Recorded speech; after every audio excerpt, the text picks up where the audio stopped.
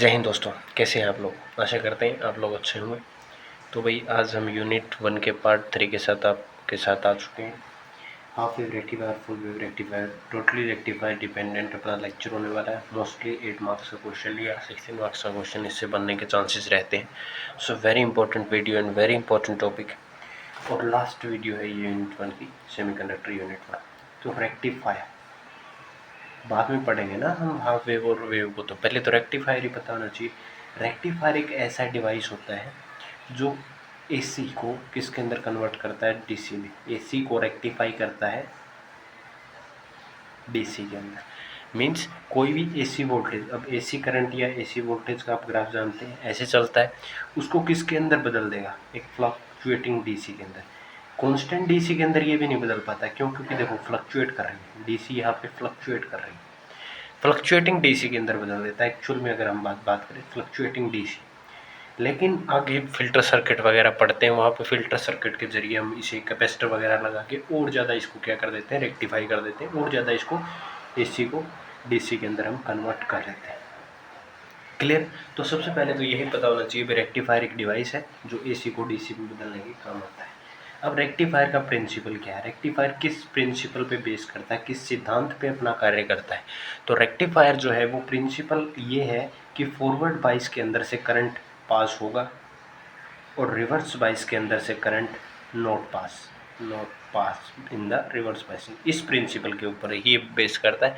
Means हम diode ही लेते हैं रेक्टिफायर के अंदर। जो डायोड फॉरवर्ड बाइस में होता है उसके अंदर से करंट पास हो जाता है, जो डायोड रिवर्स बाइस के अंदर होता है उससे करंट पास नहीं होता। अगर आपको फॉरवर्ड बाइस रिवर्स बाइस नहीं पता तो आप हमारी पहली वीडियो देखिएगा इसी यूनिट की, link will be in the description. Clear है? फॉरवर्ड बाइस प्रिंसिपल पता चल गया। आप हाफ वेव रेक्टिफायर पे हम जर्नली अगर बात करें तो हाफ वेव रेक्टिफायर का मतलब क्या है कि जो आधी ही एसी को डीसी के अंदर बदल पाए। मीन्स जो सिर्फ एक साइकिल को या तो पॉजिटिव या नेगेटिव, अभी हम बताएंगे आपको पॉजिटिव को करेगा या नेगेटिव को, सिर्फ और सिर्फ एक ही साइकिल को क्या किसके अंदर बदल सके, डीसी के अंदर बदल सके। ऐसे रेक्टिफायर को हम क्या बोलते हैं, हाफ वेव रेक्टिफायर बोलते हैं। एक डायग्राम से आप इसको समझिएगा कि हमने एक क्या लगाया है, एक एसी सिग्नल लगाया। एसी सिग्नल के आगे हमने ये इस बाइंडिंग को बोलते हैं primary binding. we will take as this sign is a sign of transformer and we will use here step down transformer हम यहाँ पे यूज कर रहे हैं। दूसरी साइड जो सर्किट लेंगे उसके अंदर आपने एक वाइंडिंग की, उस वाइंडिंग के अंदर से आपने ए पॉइंट और बी पॉइंट मैंने इसे बोल दिया है, और यहाँ पर हम क्या ले लेते हैं, कोई भी लोड ले लेते हैं। RL will be the any load. ये RL हमने क्या ले लिया, लोड का रेजिस्टेंस ले लिया जिसके अक्रॉस हमने को लोड लेना है। यहाँ पर अपने को एक डायोड लगाना है, हमने यहाँ पे एक डायोड लगा दिया। क्लियर? तो ये सर्किट है हाफ वेव रेक्टिफायर का। अब अगर मैं आगे जर्नली इन सेंस बात करूँ तो इन सेंस में अगर जर्नली हम बात करें तो जब पॉजिटिव देखिएगा, कोई भी एसी है, एसी कैसे चलती है, ऐसे चलती है। मैं एक साइकिल ले लेता हूँ, ये पॉजिटिव साइकिल है, ये नेगेटिव साइकिल है। तो जब पॉजिटिव साइकिल आएगा एसी का, मीन्स तब ए क्या हो जाएगा, पॉजिटिव हो जाएगा, बी नेगेटिव हो जाएगा। ए पॉजिटिव मीन्स डायोड के पॉजिटिव से पी जुड़ा हुआ है और नेगेटिव से एन से नेगेटिव जुड़ा हुआ है। तो ये डायोड किसके अंदर है, फॉरवर्ड बाइस के अंदर। और डायोड अगर फॉरवर्ड बाइस के अंदर है तो ये करंट क्या करेगा, कंडक्ट करेगा। मीन्स अगर हम ले कि अपने पास कोई ऐसी क्या थी, एसी थी, और अपने को डीसी का ग्राफ देखना है for the positive half cycle. Positive half cycle के लिए अगर हम देखें, इस हाफ साइकिल के लिए देखें तो अपने को जो है इनपुट मिलेगा, ये सेम एडिटिटी यहाँ पे अपने को मिलेगा। लेकिन जब हम बात करें इस नेगेटिव साइकिल की, मीन्स जब ये ए एंड नेगेटिव हो जाएगा, बी एंड पॉजिटिव हो जाएगा, तो नेगेटिव पी टाइप से जुड़ा हुआ है, पॉजिटिव एन टाइप से जुड़ा हुआ है, means this will be in the reverse biasing. और अगर ये रिवर्स बाइसिंग के अंदर है तो ये जो नेगेटिव हाफ साइकिल है, रिवर्स बाइसिंग के अंदर क्या आता है, करंट आता ही नहीं है, वो तो लीकेज करंट होता है स्मॉल। तो इसके अंदर किसी प्रकार का अपने को लीकेज करंट नहीं मिलेगा। मीन्स ये जो एसी का पार्ट है ये अपने को सर्किट में नहीं देखने को मिलेगा। तो यहाँ पर एक गैप आ जाएगा, इस तरीके से चलेगी। तो मीन्स सीधी बात यही है कि अपने को क्या मिलेगी, एक डिसकॉन्टिन्यूस कर्व देखने को मिलेगी। यहाँ पर यहाँ पर क्या मिलेगा अपने को, डिसकॉन्टिन्यूस कर्व जो है अपने को आउटपुट के अंदर देखने को मिलेगी। इसमें किसी को प्रॉब्लम नहीं है। हमने इससे सिग्नल दिया, अपने को मिलेगा क्या, एक डिसकॉन्टिन्यूस आउटपुट डीसी अपने को देखने को यहाँ पे मिलने वाली है। ये 0 ले लें, ये पाई ले लें, ये 2 पाई ले लें, 3 पाई ले लें, 4 पाई ले लें, 5 पाई, ये तो आप जानते होंगे पाइस क्या होते हैं, पाई मीन्स 180। क्लियर, यहाँ तक किसी को कोई प्रॉब्लम नहीं? क्लियर। तो अब हम बात करते हैं, अगर मैथमेटिकली बात करें, मैथमेटिकली में अगर ई को देखो, ई मतलब वोल्टेज को देखो, तो वो ये होती है साइन ओमेगा टी, से आप याद रख लीजिए। अगर मैं ओमेगा टी को, क्यों हमने इसके अंदर ले लिया ना, पाई के अंदर ले लिया, पाई मतलब एंगल, तो इसको आप साइन थीटा भी बोल सकते हैं। Where theta is equal to में omega T, where theta is equal to में omega G, it will be have not any problem.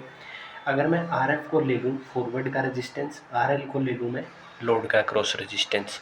Clear, ये मैंने यहाँ पे नोटेशन बता दी, मैं क्या क्या लेट करने वाला हूँ। Let us consider R F is the resistance of forward biasing and R L will be the resistance of across the load के अक्रॉस लोड रेजिस्टेंस लिया। तो अगर मैं करंट की बात करूँ, अगर मैं करंट की बात करूँ, तो आप करंट देखिए 0 से पाई की लिमिट के अंदर आपको कुछ न कुछ करंट देखने को मिल रहा है।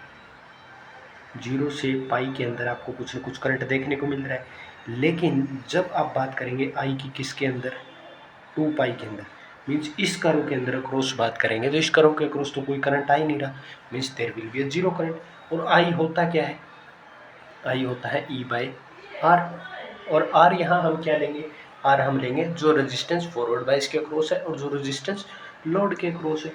तो ई एम साइन थीटा, क्योंकि ई की वैल्यू तो ये है, are F plus R F. तो ये आपको इंस्टेंटेनियस करंट्स में पता चल गया हाफ वेव रेक्टिफायर के अंदर कि इंस्टेंटेनियस करंट्स क्या क्या आते हैं। क्लियर। और अगर हम बात करें कि इंस्टेंटेनियस मैक्सिमम वैल्यू क्या आएगी, तो मैक्सिमम वैल्यू आएगी जब थीटा 90 डिग्री हो। तो I E M R F by R L, ये क्या है, मैक्सिमम करंट होगा किसी भी हाफ वेव रेक्टिफायर के अंदर। अब अगर बात करें आई डी सी की या एवरेज डी सी की बात करें, आई डी सी करंट अगर हम निकालें तो वो निकलेगा 0 से 2 pi limit I D theta. ये फॉर्मूला होता है आई डी सी का, आपको किसी का भी निकालना हो तो 0 से 2 पाई, हम इसको पाई के अंदर ले लेते हैं, लिमिट्स को ब्रेक कर लेते हैं, सॉरी 1/2 पाई, बाई में भी आता है इसमें, 1/2 पाई, 0 से 2 pi limit I D theta. I की वैल्यू अपने को पता ही है, यहाँ से एक की 0 है, 0 से पाई की लिमिट में, और 0 से पाई मैंने लिमिट को पहले ही ब्रेक कर लिया ताकि बाद में अपने को प्रॉब्लम ना आए, 2 पाई, और यहाँ पर क्या आएगा I D theta plus 0 1/2 pi, pi to 2 pi I D theta, 0 D theta, क्योंकि करंट क्या है 0। तो यहाँ पर अपने को जो करंट देखने को मिलेगा वो आई 2 पाई, 0 से पाई आई, आई को अगर मैं लूँ, आई की वैल्यू क्या लेंगे, I M sine theta by में R F plus R F D theta. Clear. अब आप सिंपल 0 से पाई का साइन की रिस्पेक्ट में इंटीग्रेशन करेंगे, थीटा की रिस्पेक्ट में, E M R F plus R F, ये बाहर आ जाएंगे पूरी टर्म्स, और 0 से पाई की लेंगे तो इसका क्या आएगा, cos theta, minus cos theta आता है, 0 to pi, 1/2 pi E M R F plus R F, ये इसकी वैल्यू होगी। और कोस थीटा में अगर आप 0 पाई रखेंगे या -2 रखेंगे तो 0 पे 1 होती है, पाई पे -1 होती है, तो जो आपको अप्रोक्सीमेटली वैल्यू मिलेगी वो 2 मिलेगी। क्लियर, इस 2 से ये 2 कैंसिल हो गया। तो यहाँ पर जो आपको सिंपली जो वैल्यू देखने को मिलेगी that is E M by pi R F plus R L, ये आपने को क्या देखने को मिलेगी, करंट की वैल्यू। लेकिन अगर आप देखें ये जो है ये क्या होती है, ये मैक्सिमम वैल्यू होती है करंट की, क्या होती है maximum value, I am, I maximum, मैंने यहाँ देखो ये बोला था, ये आई मैक्सिमम, इसको आई एम से रिप्रेजेंट कर लीजिए, आई मैक्सिमम इसके इक्वल होता है, तो मैंने यहाँ से रिप्लेस कर दिया। तो यहाँ से आपको पता चल गया कि आई डी सी, मैं इस फुल वेव रेक्टिफायर का डेरिवेशन करके नहीं दिखाऊंगा भाई, मैंने हाफ वेव का करके दिखा दिया, फुल वेव का मैं करके नहीं दिखाऊंगा, फुल वेव का डायरेक्ट लिखूंगा मैं, वहाँ पर सिर्फ ये टर्म और काउंट हो जाएंगी, डबल डेरिवेटिव आ जाएगा और इधर 2 आ जाएगा ऊपर, बस इससे ज़्यादा उसमें कुछ नहीं होता, बाकी सेम रहता है। अब आई आर एम एस देखें तो आई आर एम एस का जो फॉर्मूला होता है 1/2 pi, 0 to 2 pi I square D theta. इसमें देखिएगा आई आर एम एस का मतलब होता है रूट मीन स्क्वेयर, मीन्स इसके अंदर स्क्वेयर लेंगे फिर उसकी हाफ पावर लेंगे, 1/2 पावर डी थीटा। ये पूरी टर्म आपको कम्प्लीटली समझ आनी चाहिए। क्या है 1/2, इस पूरे का रूट लेना है बेसिकली। क्लियर है? इस पूरे का भी ले सकते हो आप, डी थीटा का भी ना लेना चाहो कोई दिक्कत वाली बात नहीं है उसके अंदर भी। अब अगर मैं इसको यहाँ से रूट कैंसिल करना चाहूँ तो इसको मैं IRMS² लिख सकता हूँ, 1/2 पाई लिख सकता हूँ। क्लियर है? यहाँ तक किसी को कोई समस्या है तो नहीं है। अगर मैं यहाँ पर पूरी वैल्यू को जो है पुट ऑन कर दूँ, E²m sin² theta 0 to 2 pi limit है RF + RL का होल स्क्वायर डी थीटा लिख दूँ। अब sin² का डेरिवेटिव आपको पता होना चाहिए कि sin² थीटा को हम डेरिवेटिव करने के लिए 1 - cos 2 थीटा बाई 2 के अंदर चेंज करते हैं, फिर cos 2 थीटा का डेरिवेटिव होता है, सॉरी इंटीग्रेशन होता है। इंटीग्रेशन आपको आता होगा तो इसके अंदर मैं डायरेक्ट टर्म यूज़ कर रहा हूँ। इसके बाद इसका इंटीग्रेशन आप खोलिएगा 0 से 2 पाई, पाई से 2 पाई के लिए तो ये 0 ही हो जाएगा सिंपली। तो इसका जो इंटीग्रेशन आता है वो आता है I²m बाई में 4, लेकिन ये I² है तो हम इसमें RMS की वैल्यू अगर काउंट करना चाहें तो IM/2। ये क्या आती है? हाफ वेव रेक्टिफायर की वैल्यू आती है किसके लिए? IRMS की। इसका आप इंटीग्रेशन खोल लीजिए, आपको PDF में दिया हुआ, आप PDF में देख सकते हैं, वरना आप मैथमेटिक्स के स्टूडेंट है तो आपको इंटीग्रेशन की वैल्यू आनी चाहिए। देखिए IDC ये आया है, IAC ये आया है, तो वैल्यू ज़्यादा किसकी आएगी? IRMS जो है ऑलवेज ग्रेटर देन होगा IDC से। क्लियर है? इसमें किसी चीज़ को, इसमें किसी को भी कोई प्रॉब्लम होनी नहीं। अब अगर मैं बात करूँ इफ़िशियंसी की कि हाफ वेव रेक्टिफायर की इफ़िशियंसी क्या होती है, ये डायरेक्ट मैं फुल वेव रेक्टिफायर में डायरेक्ट करूँगा, वही फॉर्मूले बताऊँगा। फुल वेव रेक्टिफायर में मैं एक्सप्लेन नहीं करूँगा ये चीज़ें, आपको डायरेक्ट फॉर्मूले बताऊँगा फुल वेव रेक्टिफायर के अंदर। इफ़िशियंसी क्या होती है? इफ़िशियंसी अगर हम इसकी बात करें तो होती है भाई जो पावर DC की थी बाई में पावर जो AC की थी, ये होता है इफ़िशियंसी का formula. Efficiency is the basically the ratio of the power in the DC supply to the power in the AC supply का रेशियो होता है। अब जनरली इसको आप सिंपल भाषा में कैसे समझेंगे भाई इफ़िशियंसी होती क्या है? इफ़िशियंसी मतलब कार्य क्षमता। मीन्स आपने किसी व्यक्ति को 24 घंटे दिए, दिन में 24 घंटे आपने उसे टोटल दिए, लेकिन उसने यूज़ किया सिर्फ 8 घंटे का, तो उसकी इफ़िशियंसी कितनी आएगी? उसने यूज़ कितने किए बाई में उनने दिए कितने थे। आपने पावर दी थी AC में, उसने यूज़ किस में की? DC में। तो पावर जो DC की है बाई पावर जो AC की, ये क्या आएगी? इसकी इफ़िशियंसी आएगी।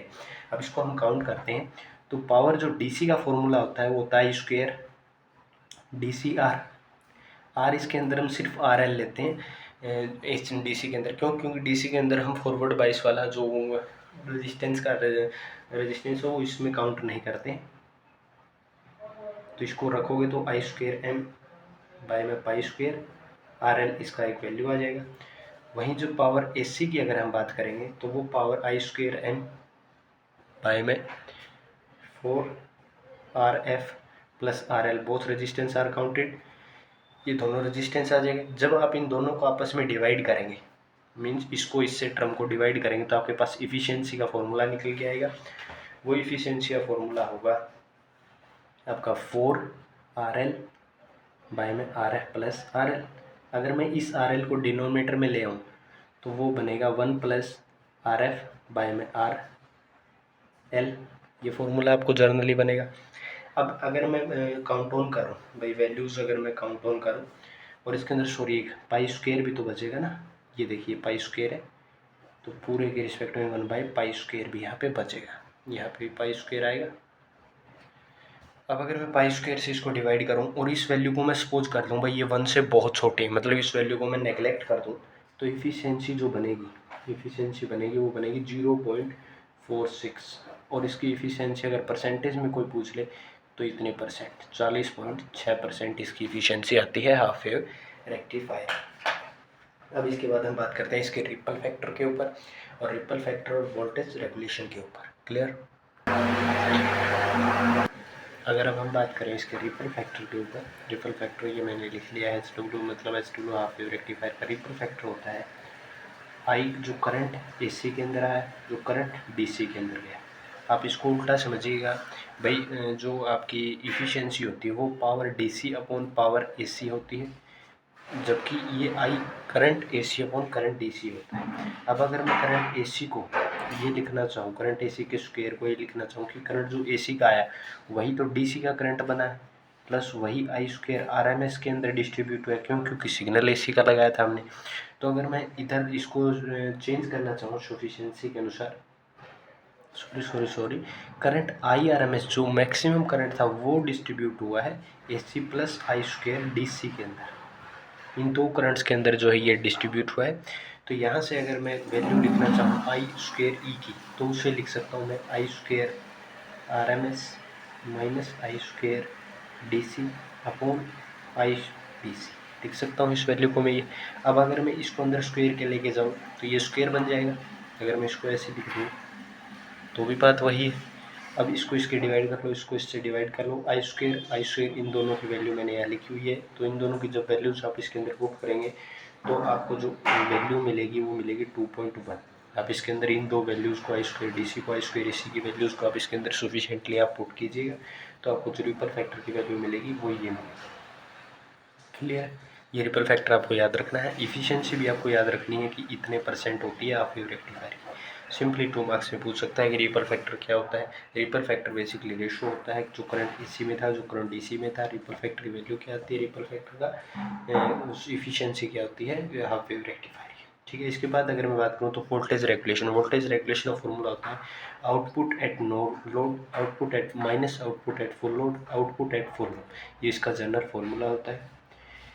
तो आउटपुट एट नो लोड मतलब आउटपुट एट नो लोड का मतलब क्या है कि ई एट डी सी, तो वो होगी सिमिलरली यहाँ आप चेंज कर दीजिए means E M by pi, sorry यहाँ आप चेंज कर दीजिए वही तो होगी किसी भी बिना लोड के रेजिस्टेंस की पावर। और आउटपुट एट फुल लोड की जो वैल्यू आएगी, आउटपुट एट फुल लोड की जो ई एम पाई, ये तो बिना लोड की वैल्यू थी, माइनस जो किसके अक्रॉस आई, जो किसी भी डायोड के अक्रॉस आई थी, जो अपने डायोड लगाया उस डायोड के अक्रॉस जो वैल्यू आई उसको इसमें से क्या कर दीजिए आप सिंपली सब्ट्रैक्ट कर दीजिए, और वो क्या होगी आर एफ जो रेजिस्टेंस और R F minus I L जो लोड के अक्रॉस करंट गया, ये उसके अंदर से माइनस कर दोगे तो फुल लोड की वैल्यू ये इसकी वैल्यू आ गई। तो वी आर की वैल्यू क्या आएगी E M pi minus E M by pi minus R F I L, ये माइनस कर दिया, डिवाइड में करेंगे फुल लोड की value pi minus R F I L, अब ये नेगेटिव जाएगा ये पॉजिटिव हो जाएगी, ये टर्म्स आपस में कैंसिल हो जाएगी। तो वी आर की जो वैल्यू आ गई इसके अंदर वो आ गई are F I L E L by pi minus R F I L, ये क्या आ गई वोल्टेज रेगुलेशन की इसके अंदर वैल्यू। तो यहाँ पर आपके जो है हाफ वेव रेक्टिफायर की कंप्लीट एप्लीकेशंस के साथ ये समाप्त होता है। इसके बाद हम बात करेंगे फुल वेव रेक्टिफायर के ऊपर। क्लियर? अब हम पढ़ते हैं फुल वेव रेक्टिफायर के बारे में। फुल वेव रेक्टिफायर दो तरीके का होता है, centre tap full wave rectifier, bridge rectifier, ये दोनों के डायग्राम्स है। ये सेंटर टेप रेक्टिफायर है, ये full wave rectifier sorry bridge rectifier. इन दोनों में अंतर क्या है कि इसके अंदर जो लोड रेजिस्टेंस होता है ये सेंटर पे लगा होता है इस बाइंडिंग के, तो ये वेरी डिफिकल्ट होता है इसको मैनेज करना, इसको ऐसे लगाना बहुत ज़्यादा डिफिकल्ट होता है। इस वजह से हम जो है मोस्ट इफिशियंसी सस्ता होता है, इस वजह से हम इसको क्या कर लेते हैं यूज़ करते हैं ब्रिज रेक्टिफायर को मोस्टली जो है। लेकिन जो है हम इसको यूज़ कम मतलब इसका डिस इफेक्ट क्या है, इसका तो ये हो गया भाई इसको सेंटर पे लगाना मुश्किल है, इसका ये है भाई ये बहुत ज़्यादा महंगा आता है, इफिशियंसी इसकी बहुत कम कम होती है इफिशियंसी, क्योंकि करंट जो हो डायोड्स के अंदर जो है ज़्यादा बढ़ जाता है। सेम वर्किंग है, ए पे पॉजिटिव साइकिल आएगा, नेगेटिव आएगा बी पे, किसी भी वेव को बनाइएगा ये एसी सर्कल का, एसी रेजिस्टेंस का पॉजिटिव है यहाँ नेगेटिव, तो ये डायोड तो फॉरवर्ड वाइज में आ जाएगा, D1 diode in the forward wise पर D2 diode in the reverse wise. So जो D1 डायोड है वो कंडक्ट करेगा किसके लिए, पॉजिटिव हाफ साइकिल के लिए कौन कंडक्ट करेगा, D1 डायोड। लेकिन जो D2 डायोड है वो कब कंडक्ट करेगा, जब नेगेटिव हाफ आएगा इस एसी का, जब नेगेटिव हाफ आएगा तो ये पॉजिटिव हो जाएगा ये नेगेटिव हो जाएगा, तो ये डायोड रिवर्स वाइज में चला जाएगा ये डायोड फॉरवर्ड वाइज में चला जाएगा। तो अब कौन वर्क करेगा ये। तो ओवरऑल आपको क्या मिला कि आपको एक कॉन्टिन्यूस कर्व मिल रही है, मतलब आपको कॉन्टिन्यूस वर्क होता हुआ दिखाई दे रहा है, कॉन्टिन्यूसली आपको क्या दिखाई दे रहा है कि कॉन्टिन्यूस आउटपुट आपको मिल रही है जो कि आपको हाफ वेव रेक्टिफायर के अंदर नहीं मिल रही थी। सेम इधर देखिएगा कि जब ये पॉजिटिव हो जाएगा, ये नेगेटिव हो जाएगा, तो ये डायोड D1 और डायोड D2, डायोड D2 और D3 जब पॉजिटिव हाफ साइकिल आएगा तो ये फॉरवर्ड बाइस के अंदर आएंगे, और डायोड D1 और डायोड D4 जब नेगेटिव हाफ साइकिल आएगा तब ये जो है किसके अंदर नेगेटिव हाफ साइकिल आएगा, तब ये दोनों फॉरवर्ड बाइस में आ जाएंगे। बाकी वो तो दो अलग वाले किस में चले जाएंगे, रिवर्स में चले जाएंगे। सेम इधर भी ऐसी आउटपुट इन दोनों के अंदर आपको देखने को मिलेगी। क्लियर है। Full wave rectifier, centre tap, bridge. Bridge के अंदर 4 डायोड लिए जाते हैं, इसके अंदर 2 डायोड होते हैं। पॉजिटिव नेगेटिव हाफ साइकिल आएगा, किसके अंदर कंडक्ट करता हुआ, किसके अंदर करंट कैसे कंडक्ट नहीं होगा, ये पता कर लिया। हम इसकी आपको डिसएडवांटेज एडवांटेज भी बता चुके कि इसको सेंटर पे लगाना मुश्किल है, इस पे डिसएडवांटेज ये बहुत ज़्यादा महंगा है, एफिशिएंसी लो है, ये इसकी डिसएडवांटेज है। जबकि इसको लगाना बहुत आसान है। हाईली यूज वोल्टेज ज़्यादा वोल्टेज है तो हम यूज़ कर सकते हैं, क्योंकि नंबर ऑफ डायोड्स इसमें ज़्यादा है। ठीक है। अब अगर मैं मैथमेटिकल का एक्सप्रेशन एक्सप्लेन करूँ इन दोनों की, तो इस डायोड से लेट कीजिए कि I1 करंट गया है, इस डायोड से I2 करंट गया है। तो एक बार तो क्या होगा कि I1 करंट जाएगा, एक बार तो I1 करंट आएगा, एक बार I2 करंट आएगा, क्योंकि एक बार फॉरवर्ड बाइस में, एक बार रिवर्स बाइस में। तो इनकी जो मैथमेटिकल एक्सप्रेशन है I1 प्लस I2 किसके लिए, 0 से पाई, 2 पाई, 3 पाई, 4 पाई, 5 पाई, 6 पाई। 0 से आई जब हम लेंगे पाई के लिए, तब जो आएगी वो आएगी EM RF plus RL plus 0 sine theta into में साइन थीटा, सॉरी ये आएगी इक्वल टू में 0। क्यों, क्योंकि I2 जब 0 होगा, क्योंकि रिवर्स बाइस के अंदर आएगा। लेकिन दूसरी बार जब हम इसको देखेंगे तब I1 0 हो जाएगा, I1 क्या हो जाएगा, 0 हो जाएगा। क्षमा कीजिएगा भाई, एक सीटियाँ वीटियाँ बज रही है कुकर के पीछे से, पीजी में रहते हैं हम लोग भी, तो समस्या होती है, एडजस्ट कीजिएगा इन समस्याओं के साथ। हालांकि जिस रूम में बैठा हूँ उस रूम में पंखा एसी कूलर कुछ भी नहीं चल रहा है, शर्ट बिल्कुल पसीने से लथपथ है। आपके लिए कर रहे हैं बस minus EM sine theta RF plus RL। क्यों, क्योंकि नेगेटिव फेज में आ जाएगा भाई, नेगेटिव साइकिल के लिए था, करंट नेगेटिव आ जाएगा। आप पॉजिटिव भी ले सकते हैं, कोई इफेक्ट नहीं पड़ेगा इसकी एफिशिएंसी पे या कहीं पे भी, इसका कुछ भी तरीके का कोई भी इफेक्ट नहीं पड़ेगा। ये जो दो प्रकार के इंस्टेनियस करंट्स इसमें आ जाते हैं। ठीक है, 0 से पाई इस सर्कल के लिए, इस सर्कल के लिए। आप इसको पॉजिटिव ले लीजिए तो भी कोई दिक्कत नहीं, नेगेटिव लेंगे तो भी कोई दिक्कत नहीं। नेगेटिव जर्नली हम इसलिए ले लेते हैं क्योंकि जैसे ही साइन थीटा के अंदर आप रखोगे, क्या रखोगे, पाई प्लस थीटा रखोगे, तो ये माइनस साइन थीटा बना लेता है, पाई बना लेता है, पाई सॉरी माइनस साइन थीटा बना लेता है। इस वजह से हम इसको नेगेटिव लेते हैं। रीजन पता चल गया। अब इसके बाद भाई मैं फुल वेव रेक्टिफायर को आपको लिखित रूप में समझाऊंगा कि क्या क्या होता है, क्योंकि same as it is half wave rectifier की तरह ही। IDC 1/2 0 से पाई साइन थीटा 0 से, ये पूरी वैल्यू कॉमन आ गई। इसको जब सोल्व करेंगे तो आपको ये इफिशियंसी इसके अंदर देखने को मिलेगी। ठीक है।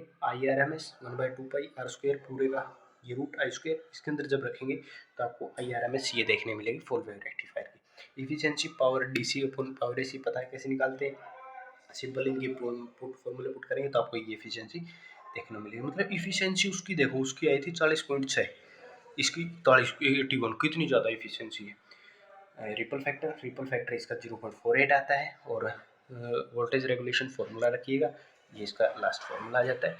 तो इस तरीके से भाई आपको फुल वेव रेक्टिफायर भी समझ आ चुका। इन दोनों की कंपैरिजन टेबल आपकी स्क्रीन पे शो रही है, आप उन कंपैरिजन टेबल्स को पढ़िएगा। आपको फुल वेव रेक्टिफायर समझ आ गया तो हाफ वेव आना चाहिए था, हाफ वेव आएगा तभी फुल आएगा।